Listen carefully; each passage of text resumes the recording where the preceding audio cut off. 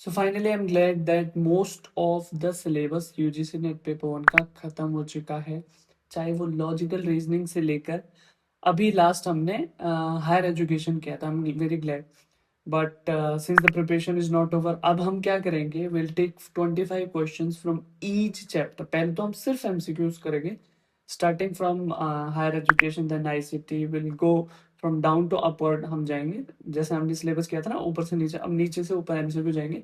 उसके बाद जो सीरीज आएगी वो एमसीक्यू 10 से 15 एमसीक्यू आएंगे और उसका बहुत डिटेल में एनालिसिस आएगा। अभी तो सिर्फ ये जो सीरीज चलेगी इसमें 25-25 एमसीक्यूज आएंगे, जो मैं उसी प्लेलिस्ट में डाल दूंगा। जैसे हायर एजुकेशन की होगी तो उसमें 25 क्वेश्चंस की एमसीक्यू प्लेलिस्ट भी होगी। फिर जो लास्ट में आएगी, जो पूरा ये हो जाएगा 25 क्वेश्चन का सीरीज, उसके बाद जो आएगी then there will be 10 to 15 question of, उसके बाद हम सीधे पीवाईक्यू पूरा जैसे 50 क्वेश्चंस का होता है उसमें से 2-3 पार्ट में उसको करेंगे, उसकी भी सीरीज बनेगी। ठीक है, तो शुरू करते हैं। A very good evening everyone, my name is Rahul Negi, you are watching me on the Scholars Guide. So आज का टॉपिक क्या है? इट इज डे 94 और 150 डेज 150 टॉपिक्स। और आज का जो टॉपिक है वो है most important questions of higher education. जल्दी से इसको क्विकली खत्म करते हैं। Okay, which body is primary responsible coordinating, determining and maintaining standards of university education? Obviously university education का जहां पर भी बात आए तो हम क्या कर देंगे, यूजीसी को कर देंगे, यूनिवर्सिटी ग्रांट कमीशन। ठीक है, which organisation regulates technical and professional education in India? तो वो है एआईसीटी। एआईसीटी मतलब all India council for technical education. देखो ये वाली जो सीरीज है ना, ये जो वीडियो है, ये पहले 25-25 क्वेश्चन हर चैप्टर की आएगी, इसमें मैं एनालिसिस नहीं करूंगा। जब मैं पीवाईक्यू कराऊंगा जिसमें 50 क्वेश्चन होते हैं, उसमें हम डीप एनालिसिस करेंगे और एक क्वेश्चन करके आपको 4 से 5 क्वेश्चन हो जाएंगे आपके। ठीक है, okay, then there is NCT, national council, NCTE, national council for teachers education. ये जैसे ये था ना एआईसीटी, एआईसीटी था ना, हाँ, all India council for technical education, ये हो गया NCT, national council for teachers education. Then there is NAAC. NAAC मतलब होता है national assessment and accreditation council, operates as an autonomous body under which organization? Obviously UGC. ठीक है, under NEP 2020 which single regulatory body is propose to replace UGC? अब हाँ, UGC, AICTE, इनको replace करने के लिए एक बॉडी रिकमेंड हुई थी NEP 2010 में, वो है higher education commission of India. ठीक है, उसके बाद है which of the following is a vertical wing of proposed higher education council? इसका वर्टिकल विंग है, इसका वर्टिकल विंग है हमारा नैक, नेशनल एक्रेडिटेशन काउंसिल, मतलब जो एक्रेडिट करेगी, मतलब रिसर्च क्वालिटी कैसी है, पढ़ाई की क्वालिटी कैसी है, टीचर्स फैकल्टीज कैसी, ये सब एक्रेडिट करेगी वो। ठीक है, which vertical HECI, Higher Education Council Commission of India, is responsible for regulation of higher education institution? Higher education institution को रेगुलेट करने का किस पे जिम्मा है? National higher education resource centre इस पे जिम्मा है। ठीक है, इसका वो भी ध्यान रखना, क्या कहते हैं full form. Which body currently regulates medical education India? जो पहले मेडिकल काउंसिल ऑफ इंडिया था ना, अब वो हो गया नेशनल मेडिकल कमीशन हो गया, ये ध्यान रखना। NIRF is primarily useful, obviously NIR, national institute ranking framework, तो रैंकिंग हायर एजुकेशन इंस्टीट्यूशन। अगर इसको देखना चाहते हो तो मैंने NIRF हो गया, नैक हो गया, यूजीसी हो गया, एआईसीटी, इन सब पे पीछे आप जाओगे ना प्लेलिस्ट में, वहां वीडियो बना रखी। ठीक है, then which body was historically responsible for regulating distance and open education? ये तो नाम से ही पता लग रहा है, distance education council. As per the NEP 2020, the target gross enrollment ratio in higher education 2035 से कितना है? 50% हमारा। NEP 2020 proposes an undergraduate degree structure of what? 4-year multidisciplinary with multiple entry, multiple exit.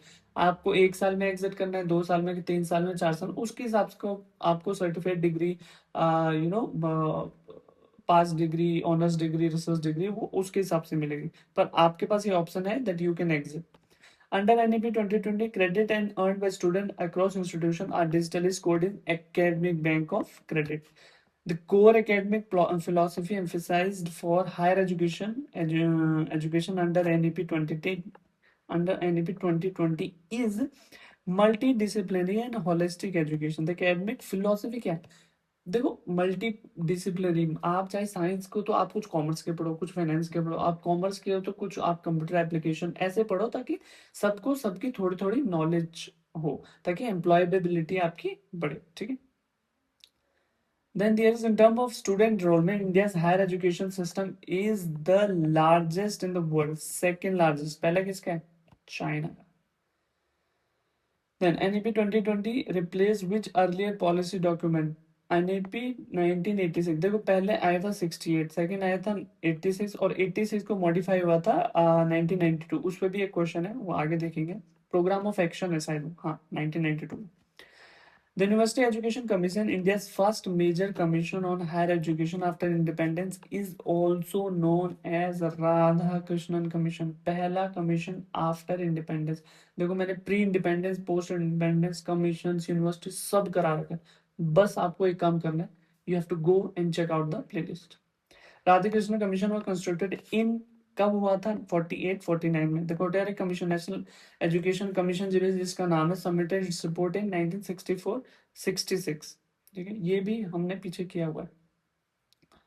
देखो प्रोग्राम ऑफ एक्शन, जैसे मैंने कहा था ना, that revise the national education policy in 1986। Programme of action कब हुआ?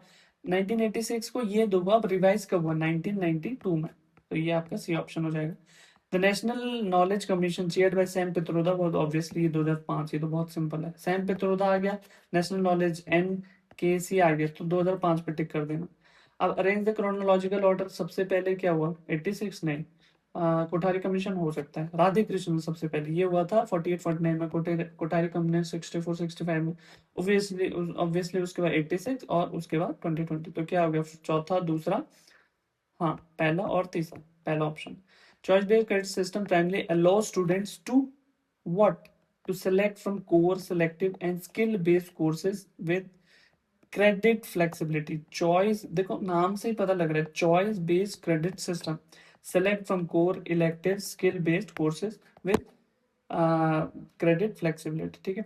स्वयं is a government of India initiative for what? It is free online courses, massive online open courses जो है स्वयं। स्वयं पे तो मैंने डेडिकेटेड वीडियो बनाई है, स्वयं पे, स्वयं प्रभा पे, you can go and check out. देखो हमारा सिलेबस सारा कंप्लीट हो चुका, अब हमें क्या करना है? How I got 220 marks or 14 marks is because I, apart from my studies, I used to do PYQs a lot. तो वही आपको सबको करने की जरूरत नहीं है। वीडियोस देखो, आपका नेट तो मैं गारंटी दे रहा हूँ, बाकी उसके बाद थोड़ा आप और कोशिश करोगे, थोड़ा ड्रिल और वीडियोस को देखोगे तो GRF भी निकल जाएगा, ठीक है। That's it for today. Hope you liked it. If you did, subscribe to the Scholars Guide. Comment down your valuable suggestions and stay tuned in this series because 25 question हमेशा के आने वाले। हायर एजुकेशन पे हो गए, अब ICT पे आएगा, वैसे वैसे हम ऊपर जाते जाएंगे। Logical reasoning, teaching aptitude, research aptitude, people and environment, सब पे करेंगे, ठीक है। Okay then, bye bye.